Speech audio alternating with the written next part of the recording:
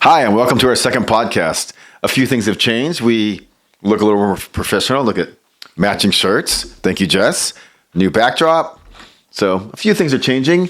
And also, along with the changes, we have a new feature here. So we're going to have a race report from Scott. And we're going to call it Comments from the... Unqualified. Because you are 100% unqualified to make comments on this, but we're going to go with it. 100%. All right, let's start you off. I'm going to take you all the way back to late February, where the UAE Tour kicked off, and Pogačar took the overall win easily. Now, the only news that would have been important there is if he didn't win, but that was not the case, and I don't think it was ever going to be the case for a bunch of reasons. We can list all of them. Go ahead. All the reasons. UAE Emirates was the host of the tour. And where is it raced at? In United Emirates. Okay. Yeah. The team budget is non-existent. They have more money than God. Absolutely. Tadje Pogačar rides for Team UAE Emirates.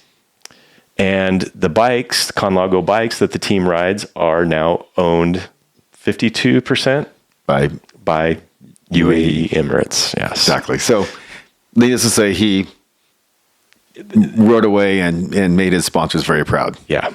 That's about the best news there on that race that you could say. There's not much left to cover on that one.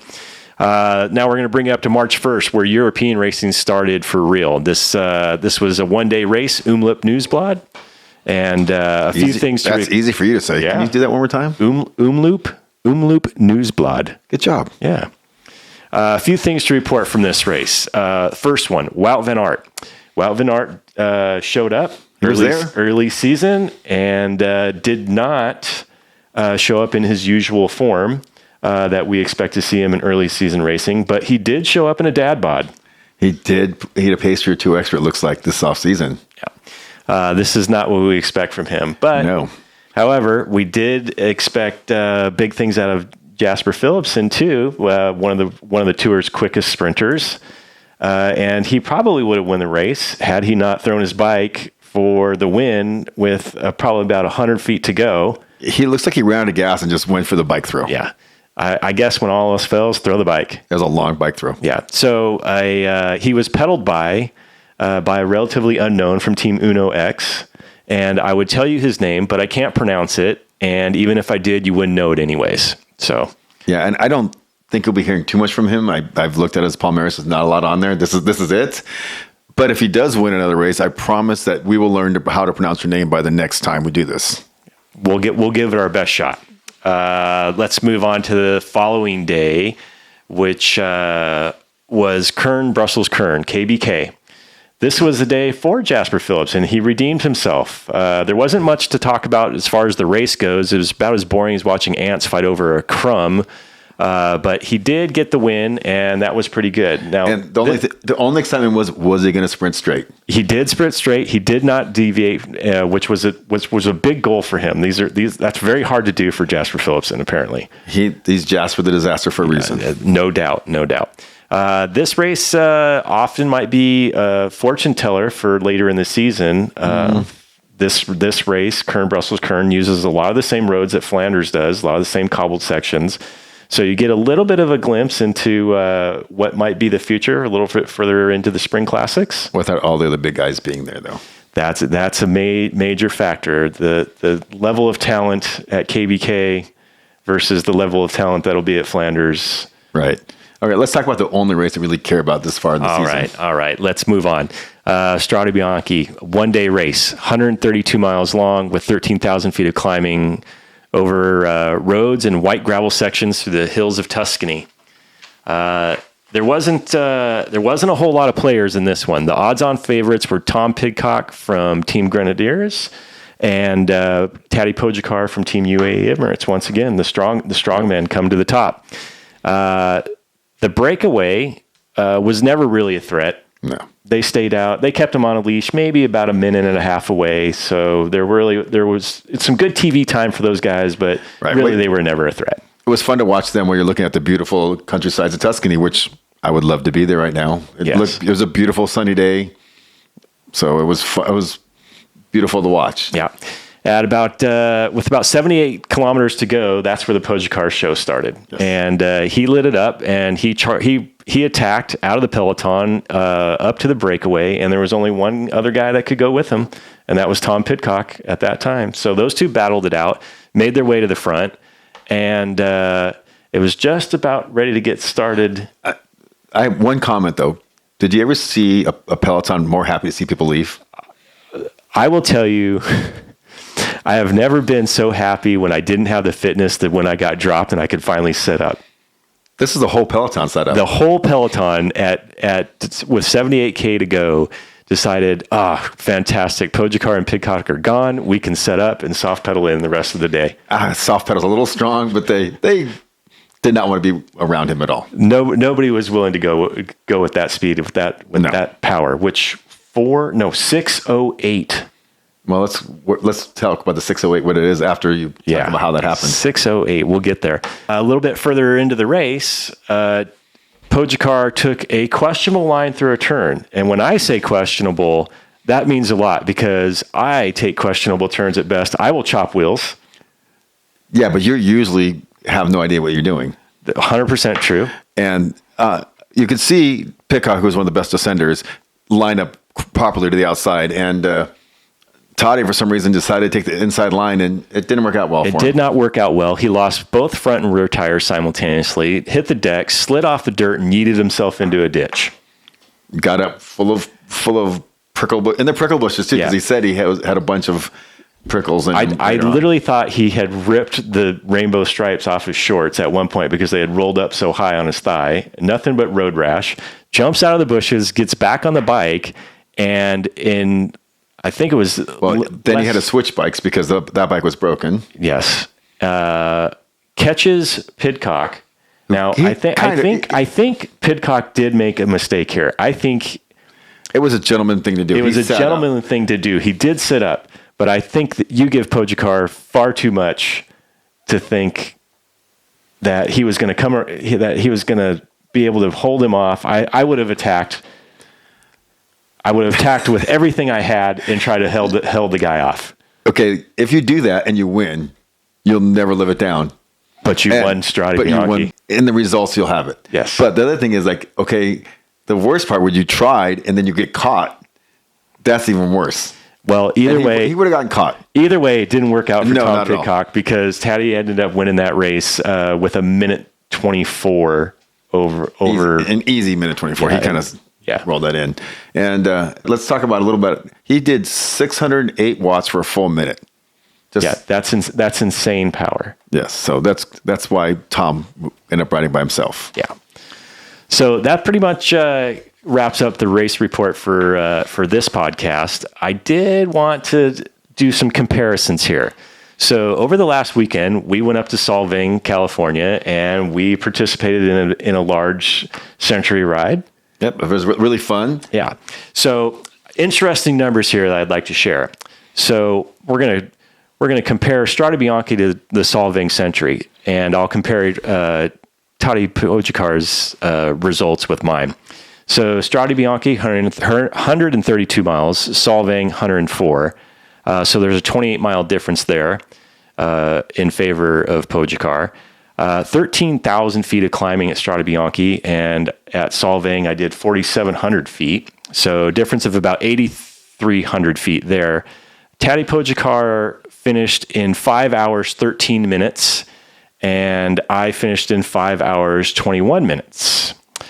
Difference of about 8 minutes there. So if you take out the extra 28 miles that Tadje rode and the extra 8,300 feet that Tadje rode, I'm only 8 minutes behind him. So I'm basically right there. You were there. I'm right there. I'm right there. It gives more credence to your critique of him now. 100%. So let's talk. While we're here, let's talk about Solvang. So we went to Solvang. It's a fun. There's a century, a metric century, a shorter ride. It's a really fun adventure ride to go on. And we were talking about how fun Grand Fondos are. So we actually decided to do it. So we both went and did one. He went and did the 100 miles. I did the 70. He went with a few of our neighbors, and I came with the rest of our neighbors, and we went in a big group. It was really, really fun. And he went, and he tried to smash the whole ride. Exactly what he said he wasn't going to do, but he smashed the whole ride. So we'll get into that a minute later. Then I rode with a guy who it was his first big group ride, and we had a great time. He's very, very, this is why cycling is so nice. This guy left just loving the sport. Next I know he's watching, pro cycling, and he wants a new bike, and he just loved every minute of it. And it was such a beautiful area. You're in the wine country out there by Solvang. It was just rolling hills, beautiful, picturesque, day. So we take a shorter route than they do. So we're at the last rest stop waiting for them to come by. So then we see them, and what happens? So I'm riding with Gabe. Okay. And wait. They already dropped the guy they were with. So we made sure we stayed with our group. Rich let us go. Okay. He conceded and said, "Go on without me. Save yourselves," is what I heard. And Gabe and I were taking equal turns all day long, trying to put a little bit of hurt on one another. And we saw the last rest stop up ahead, and we collectively agreed, are we good or you want to stop? And we agreed. It's only 10 more miles to the finish. Let's push on. At the last second, Gabe recognized you guys standing on the side of the road, and I was ready to push on. Wait, two things on this one. First of all, we talked about before the ride that we're going to wait there for you. I didn't get that part. You guys started much later than us. There was a rolling start, and we went shorter distance. We took the shortcut, and we let you know that we were probably going to be there for you. And the most important thing is the last episode. If you go back and listen to it, what did you say about being friendly and being part of the community? Exactly. Enjoying the ride, enjoying the people you're with. So waving. I did wave to everybody, and I did throw out some words of encouragement to everybody that we went past. That was I don't believe any of that, but okay. So here we are waving to them because we're at the 10 mile to go spot, and he wants to keep rolling. He literally is trying to talk Gabe into going. Gabe is, thank God, decided to stop for us. And you should have seen the look in his face. And I literally called him out for it. I said, we agreed that we're doing these rides. This is the idea. We're supposed to enjoy the whole culture, the whole part of this. You ride hard, but you still be with your friends. And what did you think about that? You're 100% right. Once I stopped, I was glad I did. And we all rode in the last 10 miles together, which was pretty nice. He is not glad he did. He really wanted a little better time. Oh, wait. See? And you get, there you go. I saw our medal for being there. We both got this participation thing. And it was nice. It's a different, people ask why we do, bike events when they go, I could go ride these roads anytime. I don't know why I want to do that. I hear this all the time when I say, let's go do this Central. Let's go do this Grand Fondo. I've done Grand Fondos all over the world, and the fun thing is you're with a whole different group of people, and you have the rest stops, and the rest stops are what you meet more people, and you ride with these guys next, and they talk about their bike, their events, their where they're from, and then you ride with them for a while, and when you're in a bike line, doing a little pace line, you start talking to people, and it's the whole idea of the biking community, and I think it's worth it. And to top it off, we went with our families. We hung out. We went to dinner, met more people, and ran into people from down here. Ran into people I've known from other parts of cycling.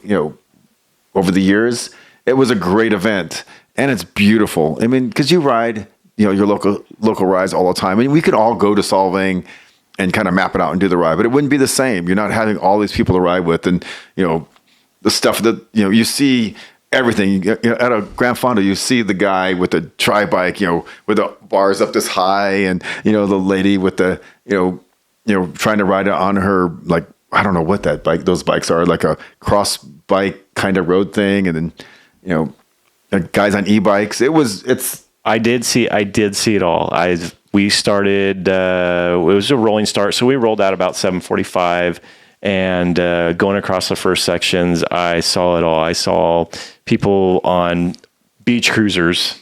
I didn't see that. I did see a group of people on beach cruisers. I saw tandems. I did see tandems. Yeah. I haven't seen tandems at all lately. So yeah, that's a strange one. You don't see those often, but no. Came across a couple of people on tandems. E-bikes for sure. Saw plenty of those. Yep. Yeah. Tri-bike. A lot of those. Yeah, we actually rode behind Tri-Bike guy for a little while. He was super strong in the beginning, but when we hit the hills, he went out the back door. That's Pretty typical. But he was a great draft for as long as we could. We used him up. That's funny. I'm going to tell a story while here. Dom's story time here of your pride in riding and riding behind people. So I was riding a while ago, and some guy in a recumbent just starts drafting me, and it's like a racing recumbent, but it's a recumbent. I'm like, why is this guy drafting me? So I'm like, whatever. I'm going to drop this dude. So I click up a gear and I go push harder and harder. It's a dumb macho thing we do. Of course. It's the stupidest thing ever. It makes no sense at all. If it's two guys on a bike, it becomes a race. So then we're going down baseline, and I'm like max. I'm just going really hard. And I look back at him, just give him a look, see how he's doing. He smiles. This guy in a racing become as fit as all could be. He was not impressed with you. Apparently. I was going to die. Yeah. I knew I had about 30 seconds left before I totally exploded. Thank God there's a riser on this thing. And I kicked as hard as I could up the riser. And then, luckily recumbents don't climb because they can't stand up on it. And then at the very top of the riser was a right. I just pulled off. Exit stage right. Get away. And Save yourself. My pride had done that to me. And I thought to myself, what kind of guy am I? And I'm like, that's the dumbest thing I ever did. And I would probably do it again without thinking about it. But hopefully the new improved me would go, hey, where are you riding to? And try to be a little nicer about it. But that's the Dom story time. There you go. Yeah. Well, I don't have any stories like that. I have plenty. We'll get to hear more stories. The moral of the story is be nice to people on your bike. We all don't do it. Scott tried to drop us, or he didn't even want to ride with us. I'm like an idiot just a while ago trying to drop a guy in a tandem that was going to kill me. So let's be a little nicer. And then look for these rides. There's a bunch of Gran Fondos. You can look them up. You could Google them. Believe me, they're all over the place. There's one in San Diego next weekend. In this area, they're all over the place all year round. And make a trip out of it. It's really fun when you go with a group of people. You make a trip. When we finished, literally all the Ys applauded us. It was like I finished like a MotoGP race, and they applauded for it. It was super nice, and there were beers waiting, and it was dinner and all that stuff. It made a really fun trip. So put it on your calendar. Go have fun. I highly recommend it. Yeah. I got one coming up for me, and my next big event coming up. Well, that's not a Gran Fondo. It's a Gran Fondo for you. It's a Gran Fondo for me because I will not be anywhere near the pointy end. This is more of a race against myself, but that's the next one I've got coming up in the end of April, and trying to get fit for that. BWR, going to try it again, third time. Third time's a charm. Oh, well, it's something. Yeah. Let's move. I'm going to switch subjects a little bit for you. We talk about bikes and bike things. In the bike industry. We'll get more into bike industry things throughout time. But today we're going to talk about right now, if you're looking for bikes or bike parts and bike things, anything, it's the best time to buy. Everyone talks about the deals. Everyone talks about all these things. They're there. If you're looking for a new bike, I do not get paid by you buying bikes. I'm just letting you know. As an ex-bike shop owner, I did then, but I've never seen deals like this. So if you're looking, there's deals on wheel prices, upgrade time. It's a really fun time because nothing's better than something new and fresh on your bike, whether it's a saddle, whether it's some wheels, whether it's a whole new bike. Go to your local bike shop, get online. If you see the sale price online, bring it to your bike shop. They will match your price most of the time, and then you'll have someone to be able to put it on for you. Agreed. New bike stuff is always the best. Even new bar tape. New bar tape, new tires, new anything. Yes. And wait, how nice were those 30s out there? Those 30s were the best. I actually had 32s. I had the Specialized Mondo 32s. Oh, dang. Yeah. It's so funny. We're wearing 30s when literally like 3 years ago, 25s were big. 25s were the max. It was the nobody thought about going any bigger than that. It was a huge jump to go from 23s to 25s. And the comfort and the performance of these big tires are amazing. Put the biggest tire you can fit on your rim. You won't regret it. No. For most of you in SoCal, we've been having to fight this winter weather we've had here. Which on again, off again. Plus, we've had the time change. So it's really cold in the mornings, and it's been wet. And anyone who knows me, well, I don't have a indoor training bike because Yeah, you pretty much gave it away. I did. Yeah, you gave a really nice indoor training setup away to me, which I gladly took, and I use a lot, particularly this time of year. I don't typically get home until about 5:30, And by that time, until the time change starts anyways, it's pretty much dark, and I won't ride at dark. It's too crazy out there on the road. Everybody's trying to get their kid to soccer practice or get home from work or get to the gym or go to the grocery store. So I hit the indoor trainer, and are you now use Zwift? I am on the Zwift platform, and I've been on it for a good number of years, and I'm still not bored of it. I don't know how you do it. I obviously had an indoor trainer, a very nice one, and it got to the point I used it 4 times a year. And even those times I would plan to ride it for an hour and a half, and it would end up being, if I can make it an hour, I make 45, and like 35 minutes later, I'm off it. So I was not getting the benefit from indoor training that I think that they're there for. Well, I will tell you this, an hour on that trainer, it's a hard hurdle to get over. It really is. Anything more than an hour is pretty tough. But if you make that hour work and you make that hour count, you can actually get quite a bit out of it, because you got to consider you're not slowing down for red lights, you're not stopping for other cars, there's no hazards to look after, so you can really power through an hour and get a lot of benefit, a lot of fitness, and a lot of benefits out of it. I 100% agree with you. I've done it over the years. I've literally been talked shit to on Zwift. Someone tell me not pulling through, which is funny because I was not pulling through. And it's just like I'm home, like I'm not in shape home. I do the same thing when I'm riding Zwift, I guess. But it's just so hard. It's just so hard to get on the bike and then it just push through. I know the top racers do it all the time. The top performers do it all the time. That's why I am now trying to get in shape this part of the year. Yeah. Because when the winter comes, it's like, it's pickleball. It's anything I do inside. Well, you know what? You're behind the 8 ball now, because the time changes come, like I said before, and the weather is getting better, and you're behind the curve, sir. So, well, it rained today. It did rain. It did rain today, and it's going to rain all day tomorrow. Well, yeah. So that means this whole week of riding is off. Yeah. Good luck. Saturday will come fast, and it's going to hurt. It will, because after doing a big weekend and do nothing in the middle, you definitely pay for it after the time off. Well, I know in the East Coast they do it all the time, and I know if I lived on the East Coast, I would not be a cyclist. I would be.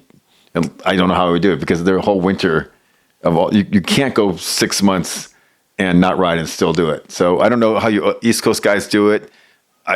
I give you more power to you. I don't know how cool your cellar is that you made to do your training in, but I just couldn't do it. I couldn't imagine. There are literally afternoons when I get home in the wintertime and I'm like, I got to get on the trainer, and mine's set up in the garage, and I'll keep the door closed, but it is still pretty frosty out there for a Southern California kid. Yeah. I don't, we don't even have the cold weather riding clothes. I mean, if it's more than a vest, a couple layers, it's pretty much, we're not going out. No. We're not going out. You go out there, you'll see 3 guys on the road, and one guy's probably not wearing anything, because there's always that one guy in the cold. We are soft. Yes. Yeah. In this part of the country, we are unfortunately getting softer too. Yeah. So, upcoming for me, I'm going to this Tadje show in Las Vegas, because years ago there was Interbike, which is a really big event for the cycling industry. So they're trying to rebuild it a little more. So I'm looking forward to that. So Tadje is at the end of the month. I will do some product like launches, reviews, and stuff on this channel throughout the time. I'll be sitting there with my phone and just putting shorts on that, and I'll do a recap after. There you go. I'm looking forward to it. What kind of stuff they got at this show that you're going to go over? It's a little of everything. All the mountain stuff.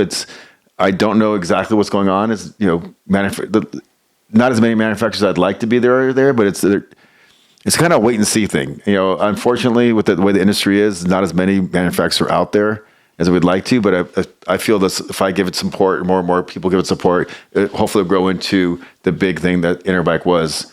And the best thing about Interbike wasn't that, going to Las Vegas is always fun. So let me say that is not good. But the best thing was you get to meet, people from all over the U.S. and get different ideas and different, what's trending, what's going on, and you find new things. I remember we found stages back when no one even knew what stages was. We were one of the first guys, and they were in the back by the Chinese section, because they have a little section of the China stuff for imports, and they were back there, and we found them when we brought them in, and they were amazing. Yeah. So and then you get to find out, what's working other places that you can try, and and what some of the trends are. You go, oh, the arrow is getting moved up, or it's moving down, or this is what's going on. So that's the best part of these events. Not only it's not just the new stuff you see, it's what you learn at the events also. All right. I'm looking forward to getting some reports back from you on that one. I'm looking forward to going there. And, I'll suffer through a couple Las Vegas meals too on there, I'm sure. You poor thing. You got to do what you got to do, Don't forget, we got Milan San Remo coming up just in about a week. Yeah. Yeah, in about a week. We did tell you how good it is. We're literally... I hope it doesn't disappoint this year. We have hyped it up beyond belief. It never has, so just don't miss this. Yeah, don't miss that one. And I'll get back to you on a race report in case you miss it. And don't forget, wave, say hi to your fellow cyclists. Do that. And I'm still waiting on 1,000 likes. We're going to do that pro kit. Hopefully we'll Rainbow get stripes. Hopefully we'll get 1,000 likes throughout the year that things are going. Right. But please, in the comments, what guests would you like us to bring in? What would you like us to do? We have some guests lined up, so I think in the next episode or two, you'll see a couple guests come through. It should be fun. Thank you very much for watching, and we'll catch you on the next one. Yep. Thank you.